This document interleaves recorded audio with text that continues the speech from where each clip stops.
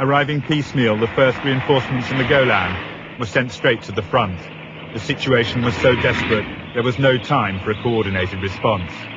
In the south, the Syrians were now only 10 minutes tank drive from the Benot Yaakov bridge.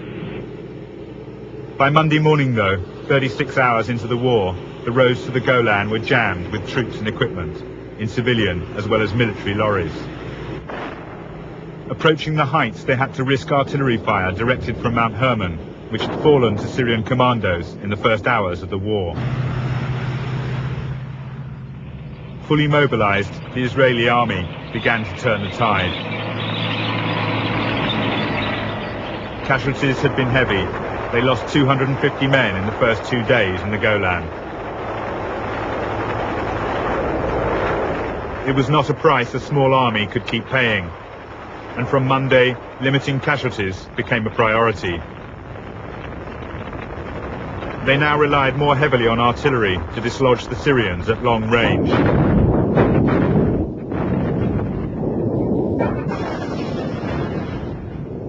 Yet Israel's part-time soldiers sounded confident. I think that we already are going to finish the war. They got the nice kick down, and we hope to be at the weekend at home. It would not prove that easy. Syrian resistance remained stubborn in retreat, despite their staggering losses. The advancing Israelis counted 500 tanks among the wrecks strewn across the heights. North of Quneitra, the Syrian columns had been constricted by minefields, and the crack Israeli 7th Armoured Division hadn't wasted that advantage. They called the area the Valley of Tears. Abandoned among the wrecks were brand new Soviet Saga carriers, capable of firing 6 of these latest missiles. Israeli mechanized infantry cleared out pockets of resistance bypassed by the advancing armor, and by Wednesday the 10th, the Israeli Chief of Staff, General Elazar, could report on Israeli progress. I am glad to tell you that we managed to push almost all of the Syrian forces to the ceasefire line.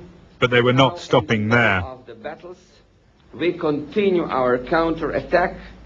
We shall continue it tomorrow, and we shall break and destroy completely all the attacking forces.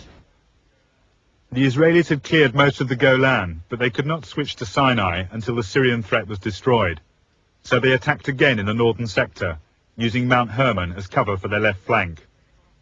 They crossed the ceasefire line into Syria on the 11th, taking the shortest route towards Damascus. 2 days later, they were 15 miles beyond the ceasefire line, only 25 miles from Damascus itself. The Syrian reserves put up strong opposition from prepared defences, and the Israelis had a hard slog all the way. With his capital threatened by Israeli artillery, President Assad appealed for an Egyptian attack in Sinai to relieve the pressure. Syrian MiGs joined the desperate defence, swooping on the columns on the left flank near Mount Hermon.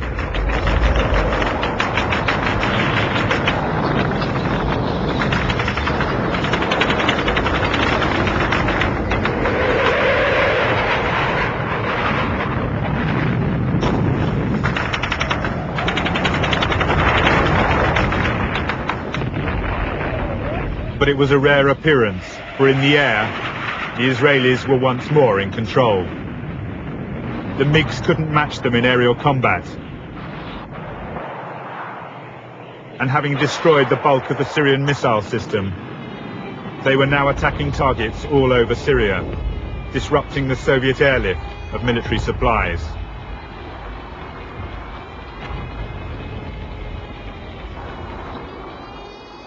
At sea too, they were choking the supply route. In the first ever naval missile battle, they virtually wiped out the Syrian Navy. And the Soviet Union was forced to move its own fleet to keep Syrian ports open. The Americans responded by reinforcing their 6th Fleet, a thinly veiled warning against further Soviet involvement. The Arab world too came to Syria's aid. that Jordanian forces entered Syria and have been heavily engaged in action throughout yesterday. 4,000 men of the Jordanian 40th Brigade fought alongside an Iraqi armoured division, attacking the southern flank. But coordination between them proved difficult. Both suffered heavily at the hands of the Israelis.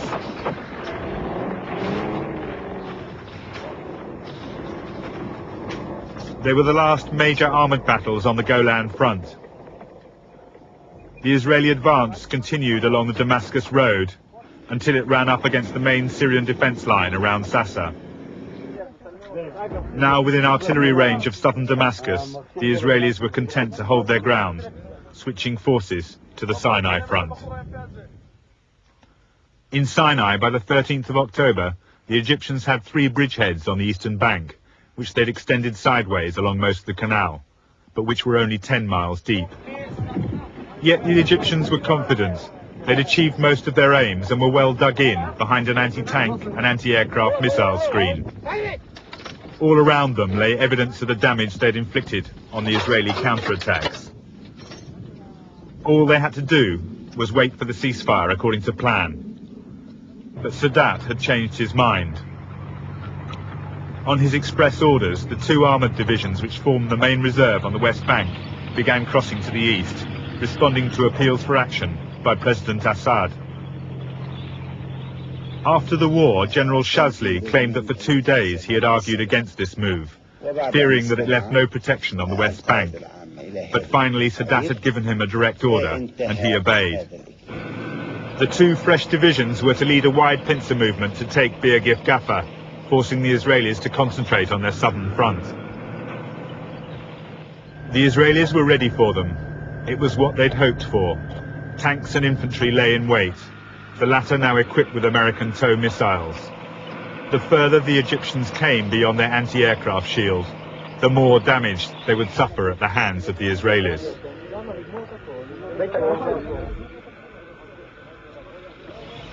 At 6 a.m. on the 14th of October, the biggest tank battle since Kursk in World War II began.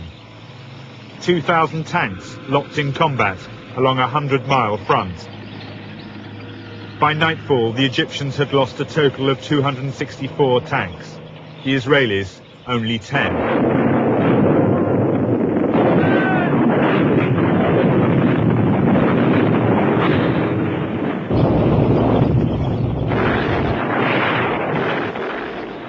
Superior Israeli tactics account for part of that disparity, but another surprisingly simple reason was the suitability of the tanks to the desert terrain. When emerging from the hull-down position behind dunes, the main Israeli tank, the Centurion, could depress its barrel by 10 degrees, presenting a small target in order to fire.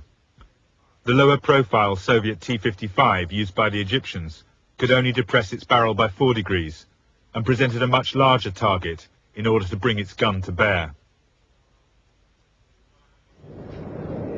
It was not only the Egyptian armour that suffered. Once more they dropped paratroopers into and behind the lines, and once more the Israelis rounded them up.